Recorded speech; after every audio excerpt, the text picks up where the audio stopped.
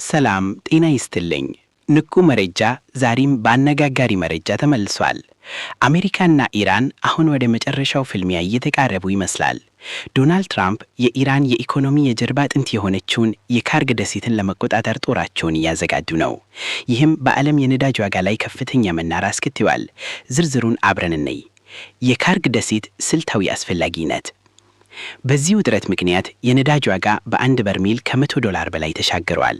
ይህም በብዙ ሀገራት ላይ የኑሮ ውድነት እያስከተለ ነው። ትራምፕ በሀገር ውስጥ ያለውን የነዳጅ ዋጋ ለማረጋጋት ከአሜሪካ መጠባበቂያ ነዳጅ ውስጥ እንዲወጣ አዘዟል።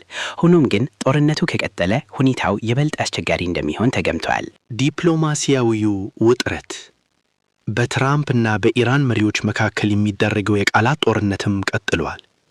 ትራምፕ ከኢራን ጋር ውጤታማ ንግግር ያደረገን ነው ቢሉም የኢራን የውጭ ጉዳይ ሚኒስትር ግን ምንም አይነት ድርድር የለም፣ መልእክት መለዋወጥ ብቻ ነው በማለት አስተባበሉ።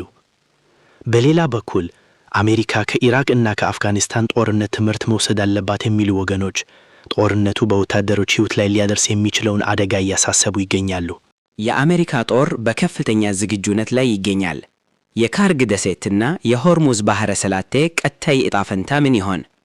ጦርነቱስ መላውን ዓለም ወደ ከፋ የኢኮኖሚ ቀውስ ይከተው ይሆን? እናንተስ ምን ትላላችሁ? ሐሳባችሁን ኮሜንት ላይ አስፍሩልን።